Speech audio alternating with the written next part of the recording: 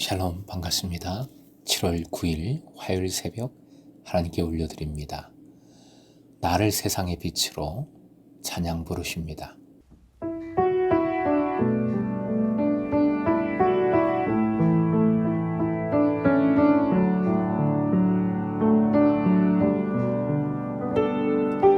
나를 세상의 빛으로 부르신 주님, 비추소서. 나도 주님의 빛을 비추리라.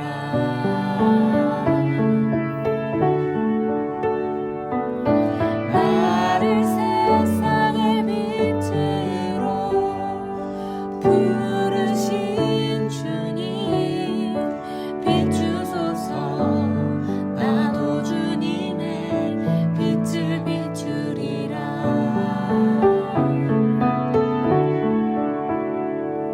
어둠을 밝히는 빛, 온 세상을 비추는 빛, 산 위에 마을이 숨기지 못하네. 어둠을 밝히는 빛, 온 세상을 비추는 빛, 산 위에 마을이 숨기지 못하네.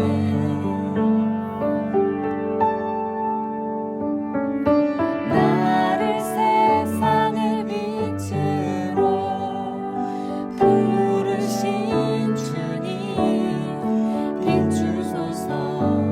나도 주님의 빛을 비추리라.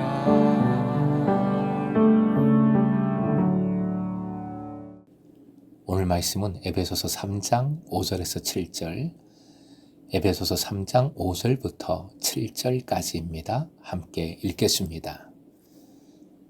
이제 그의 거룩한 사도들과 선지자들에게 성령으로 나타내신 것 같이 다른 세대에서는 사람의 아들들에게 알리지 아니하셨으니 이는 이방인들이 복음으로 말미암아 그리스도 예수 안에서 함께 상속자가 되고 함께 지체가 되고 함께 약속에 참여하는 자가 됨이라. 이 복음을 위하여 그의 능력이 역사하시는 대로 내게 주신 하나님의 은혜의 선물을 따라 내가 일꾼이 되었노라. 오늘의 기도 제목, 함께 복음을 위해 섬기는 자 되게 하소서. 함께 복음을 위해 섬기는 자 되게 하소서. 영원 전부터 감추었던 비밀이 이제 그리스도를 통한 하나님의 은혜로 유대인들과 이방인들 사이에 밝히 드러났습니다. 5절 이제라는 표현은 그리스도께서 죽으시고 부활하신 결정적인 때를 가리키는 것으로서 초대교회 당시부터 현재의 시대까지를 나타냅니다. 골로새서 1장 26절에서는 이 비밀이 성도들에게 계시되었다고 되어 있는 반면에 본절에서는 그의 거룩한 사도들과 선지자들에게 계시되었다고 선포합니다.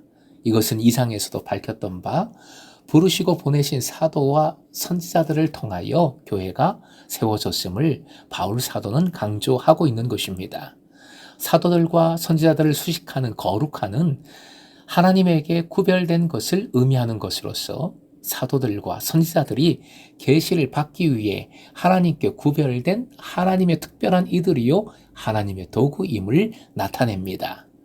다른 세대에서는 사람의 아들들에게 알리지 아니하셨으니 라고 합니다.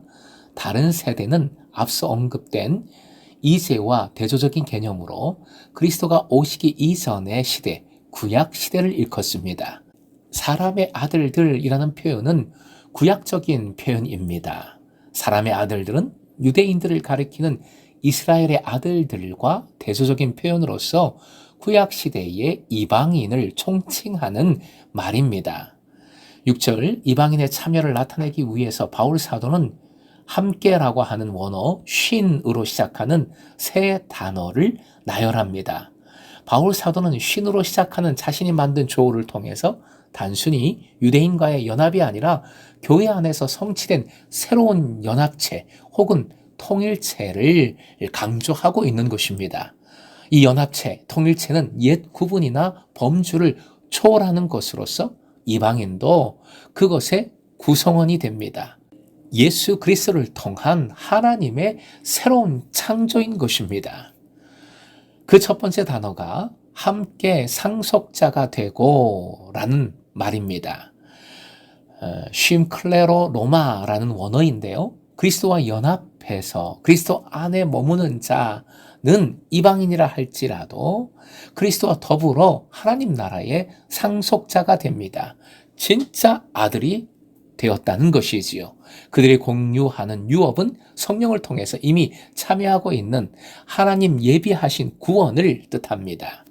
둘째, 시소마라는 단어인데 함께 지체가 되고 라는 표현이지요. 이것은 이방인들도 그리스도께서 머리가 되신 교회의 지체가 됨을 뜻합니다.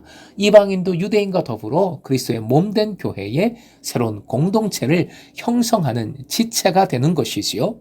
셋째, 쉼메토카라고 하는 함께 약속에 참여하는 자라는 표현입니다. 약속은 하나님께서 아브라함에게 주신 것입니다.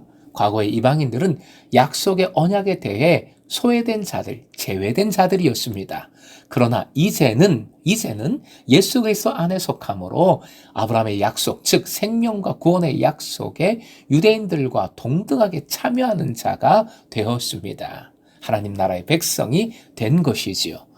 7절, 이 복음을 위하여 그의 능력이 역사하시는 대로라고 합니다. 바울 사도가 일꾼이 된 목적은 복음을 모든 이에게, 특히 이방인들에게 전하는 것입니다. 이런 복음을 전하는 사역은 바울 자신의 힘만으로는 불가능한 것입니다. 그래서 바울 사도는 사역을 감당함에 있어 하나님의 능력이 역사하셨음을 고백합니다. 그 역사하심은 성령의 내주로 바울의 삶 전체에서 일어났습니다. 바울 사도가 말씀과 하나님의 계획을 잘 이해해서 전파할 수 있었던 것은 하나님께로부터 온 하나님의 능력의 역사임을 밝히고 있는 것입니다. 내게 주신 하나님의 은혜의 선물을 따라 내가 일꾼이 되었노라 선포합니다. 일꾼에 해당하는 원어는 유명한 단어죠. 디아코노스라는 말입니다. 본래 손님 식탁에서 시중 드는 노예를 가리키는 것입니다. 신약에서 그리스도와 주님의 복음을 섬기는 자를 뜻합니다. 바울 사도는 자신이 이런 직분을 받게 된 것은 하나님의 은혜의 선물이라고 고백합니다. 하나님의 은혜는 바울 자신을 선택해 주시고 부르셨으며 능력을 부여하신 것을 가리키는 것으로서 바울 자신이 과거에 교회의 박해자였지만, 그래서 이런 직분을 도저히 감당할 수 없는 자였지만 하나님께서 이런 복음 사역의 직분을 은혜로 주신 것임을 뜻하고 있습니다. 그래서 바울 사도는 하나님께서 값없이 주신 선물이라고 감사함으로 고백하고 있는 것입니다. 사랑하는 예배자 여러분, 바울 사도는 본문을 통해 비밀과 복음을 동일시하고 있습니다.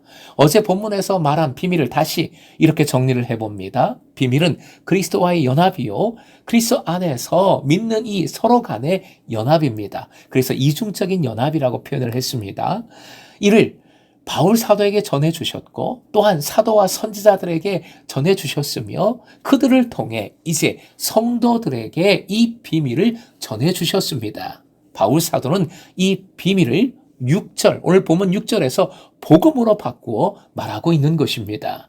복음으로 인하여 이방인들이 이제 함께 상속자가 됩니다. 함께 지체가 됩니다. 함께 약속에 참여하는 자가 됩니다.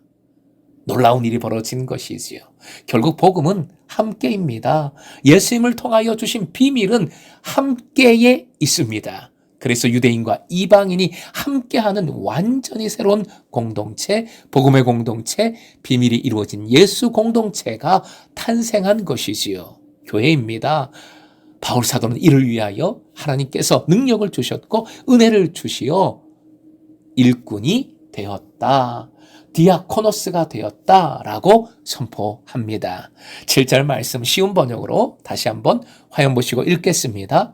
나는 이 복음을 섬기는 일꾼이 되었습니다. 내가 이렇게 된 것은 하나님께서 그분의 능력이 작용하는 대로 나에게 주신 그분의 은혜의 선물을 따른 것입니다. 사실 이 말씀은 우리에게 지금을 살아가는 모든 그리스도인에게 적용할 수 있는, 적용되는 말씀입니다. 주님께서 우리를 섬기는 일꾼으로 불러주셨음을 믿으시기 바랍니다. 그리스도인이라는 누구든 복음을 위해 섬기는 일꾼입니다. 복음을 위해, 복음을 받은 공동체를 위해 섬기는 일꾼으로서 함께 세워져 가는 그 역사하심에 동참해야 한다는 것이지요.